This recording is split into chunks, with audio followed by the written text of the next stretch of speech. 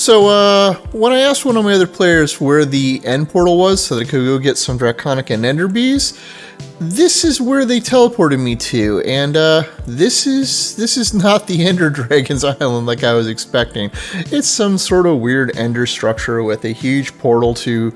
I don't actually know where, and I'm kind of terrified, but there's a waste down here, and I've got that now, and I've got my bees, and this whole place is terrifying, but there are some neat biomes here now. There's also a whole bunch of legendary shulker bosses from Apotheosis here that I don't even want to think about. But there are these nice ethereal island biomes with ethereal trees and the equivalent nightshade one over there. I found most of these saplings from wandering traders at some point, but it's nice to see where they actually came from because the trees they have make some really, really terrifyingly vibrant woods. Hello everybody, I'm Arden. Welcome to another episode of All the Mods 8, where I have added another floor to my beehives because I needed more room to go add the bees that I just discussed. Although I can't add the Draconic one because they need dragon eggs, and I haven't personally killed the Ender Dragon yet, even though it's been dead pretty much since the first episode that I've made. I have not been involved with any of that, but we did need the Ender Bees if nothing else, and you can see they're just chilling in there, munching on some chorus flower. But we need those because they do things like allow us to make the diamond bee that I have over here.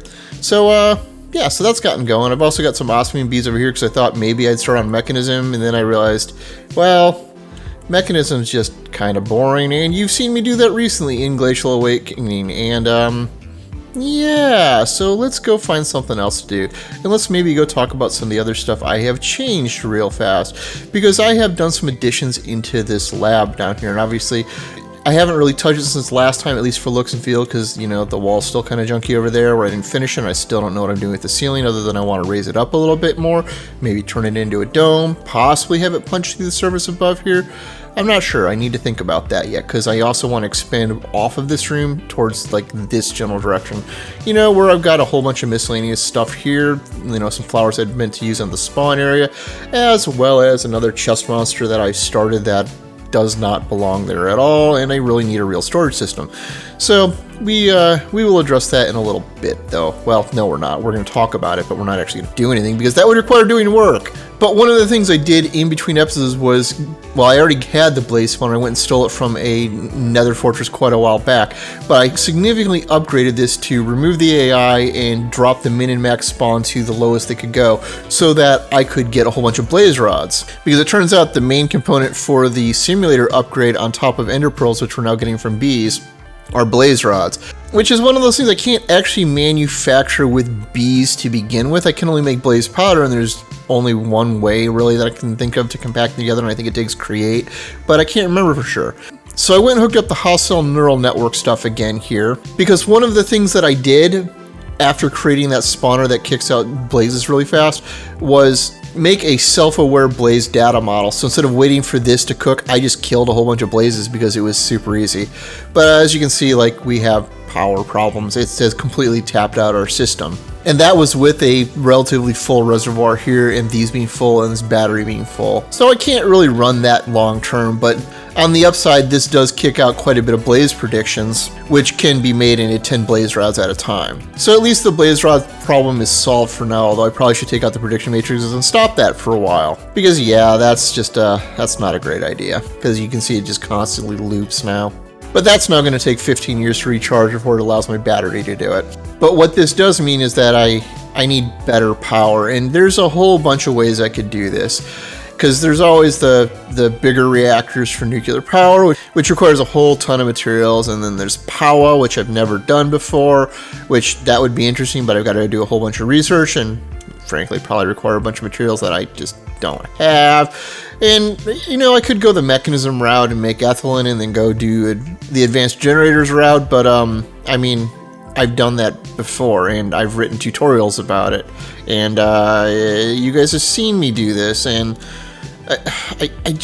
I don't want to deal with it right now. So I think we're going to go the super sketchy route, and we're going to go into Industrial Foregoing, which again, that's also kind of a throwback to Glacial Awakening, but we're actually going to use these machines, because right now I have no machines at all, and this seems like a good place to start. I do want to point out that Industrial Foregoing has changed quite a bit from 1.12 to 1.19.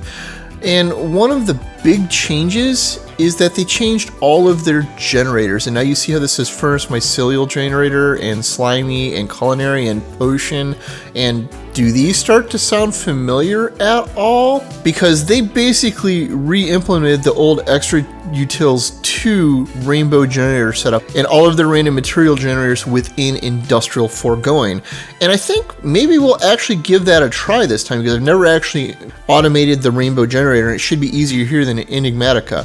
So I think what we want to do is maybe try to get up to the point where we can make at least the ender generator, since I've got, well, maybe not, I've got almost no ender orbs there, but at least the slimy generator. But the problem is these take advanced machine frames, and this is part of what has also changed with Industrial Foregoing, because now you have to tech up to various levels of machine frames, and well, this requires pink slime, also netherite.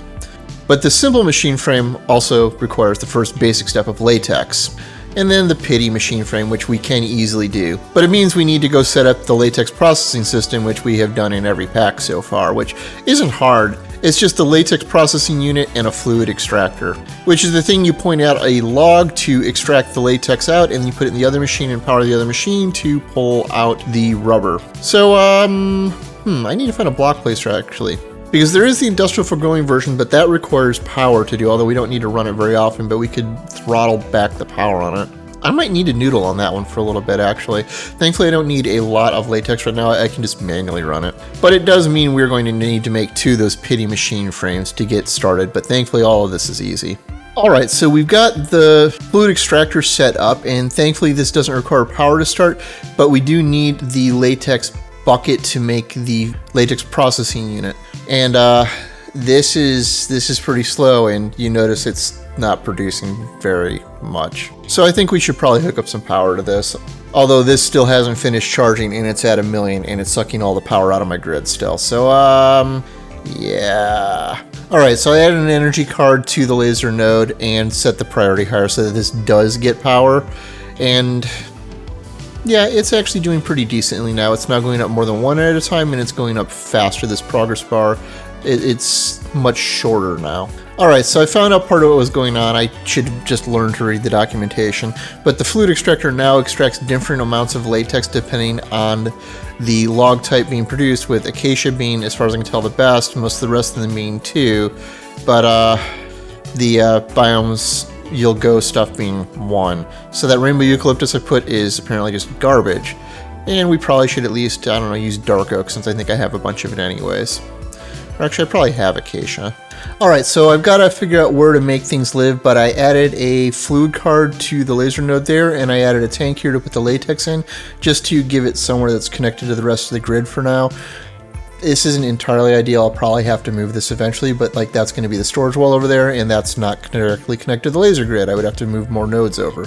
But for now, we will work with this. But as you can see, we now have more than a bucket's worth in there, which means we can now make the processing unit. Alright, so I've got the latex processing unit set up here now. As you can see, it's getting water and latex, and it's producing the tiny dry rubber. We need to now extract this probably to a drawer and cook it. Pretty much the same as this setup over here. I think I can do it with a compacting drawer. I will have to test it though. It might have issues with pulling into the furnace. That said, I also set up the cooking with blockhead sink for water over here. It seems to output obscenely fast still, so I'm not buffering it to a tank for now, but we will see how it goes. Well, that didn't work, so we're actually gonna have to craft these. Alright, so, I mean, I've got a visitor now, but I've got this more or less set up, and the answer turns out to be the RF Tools Crafter, because we can just use that to very simply craft it, and it's cheap to make. And if you've never used it, what it lets you do is it lets you basically set up 2 recipes to automatically craft. We've got items inputting from the bottom, the tiny driver becoming the full driver, which I'm currently not pulling out, but which will go over here pretty soon to go through a furnace to become the plastic. So that makes it pretty easy, although I also realized I didn't extend my laser IO nodes far enough out, and I pushed it over. You know what? I'm still 1 block not far enough over. This should go 1 more. I am just really bad at this. Alright, so now that we've got plastic, I decided to make the block placer, but the block placer uses up a fair amount of RF, and it just runs constantly. If we come in here, you can see that if this was not set to running without redstone signals at all, this would be eating up 1,000 RF every 5 seconds, which for what I have is quite a bit. So what I did was I added an RF tools sensor to this, where the arrow is pointing this way because that's the way the redstone signal travels. I have it set to match if there's a block next to it. I could set a direct filter to be the specific type of block that I want, but it doesn't really matter. It's just is there a block there or not? And if there is one, do not run. But if I chop the block out, you can see that it immediately kicks on, and we can toss the logs in there. Well, I don't know what went wrong. I broke the block placer and tried a few things. And of note, this show working area button doesn't appear to be working at all. But I placed it back down and it does appear to be working now. As you can see, I popped that out. It starts back up. And out pops more acacia. So this loop now works. What I need to do is replace this with a laser IO node under it to pipe the redstone signal back into the network here, though. So let me go do that so I can get rid of the redstone. Sadly, I can't. Oh, you know what? I can probably put this under the log. All right, so I managed to hide the sensor here under the acacia log. The sensor is facing down like this. I had to use two nodes. I was hoping I could just put a single node right here, but the sensor is completely sided on this. And unfortunately, when you go into the redstone card for laser IO, we can't pick a side for this to work on. There's no sneaky mode on this card, which seems like an oversight given that RF Tools works this way. But it just required making a couple extra pieces to make this actually work. But this now means all of the wiring is now hidden for this, and I am actually happy this is all pretty cleanly set up. It only shows the sensor in the tiny little hole for a brief second before the next log gets put out. And more importantly, it does not eat power. But if we chop that out, you can see that it just drops another block right in. So it's all working correctly, and I feel pretty good about that setup. Alright, so before we continue on and finish up what we're doing with Industrial Foregoing today, I wanted to come out to Spawn to show people the work that our community has done. I really want to thank Taz and Wraith for putting this together. Taz made a great newbie center here to get people started with some basic rules and a whole bunch of basic equipment and starting stuff. And Wraith made a portal hub over here where he's got some basic portals to most of the dimensions, as well as a panda bear. I don't know why there's a panda bear down here. Wraith, you're gonna have to explain yourself. All right, so back to Industrial Foregoing, and we should get moving forward with the last step for today, which is getting some rudimentary power. By which I mean we should make the furnace mycelial generator, which I'm going to burn wax in for now, which is what I'm using to power all of these gold furnaces back here because I have thousands and thousands of wax and I don't need that many candles. So I figure we can burn that for now until I've got coal running in. That's actually one of the bees I haven't made yet and probably should. And then we can convert over to coal blocks or something, or maybe even coke. I don't know. We'll figure it out later. But to make this, we need to make a simple machine frame, which requires the dissolution chamber and some latex, which means we're now going to be making even less latex though. And the dissolution chamber just requires a pity machine frame, but a fair chunk of diamonds as well as some plastic. So I guess let me get those pieces together and then I can cry about my latex production.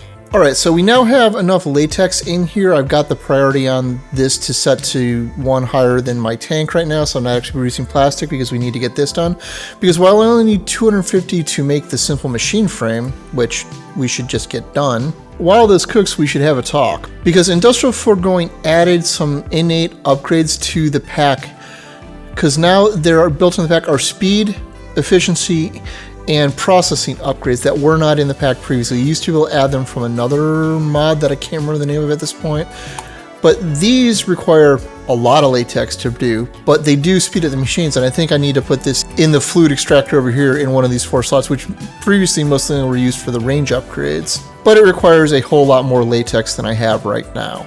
Alright, and with that we have the means to make the furnace mycelial generator. And in theory I already have this laser node set up to extract wax from the network via the storage controller, but let's see if I've got this working right, as well as pull energy back out. And yep, there it is, putting in wax, consuming it, and turning to power. This might work better if I turn these into wax blocks, but for now this will work because we can refill it fast enough. So, having obtained the very most basic power supply in Industrial Foregoing, and setting up the very basic infrastructure to get latex, I think it's time to call it a day. I am going to make the machine upgrades in between episodes, I think, to get at least the fluid extractor moving faster, but we'll see how it goes. Anyhow, if you found this episode interesting and entertaining, please consider a like or subscribe if you're new. As always, I'm Ard. Thank you for watching, and have a nice day.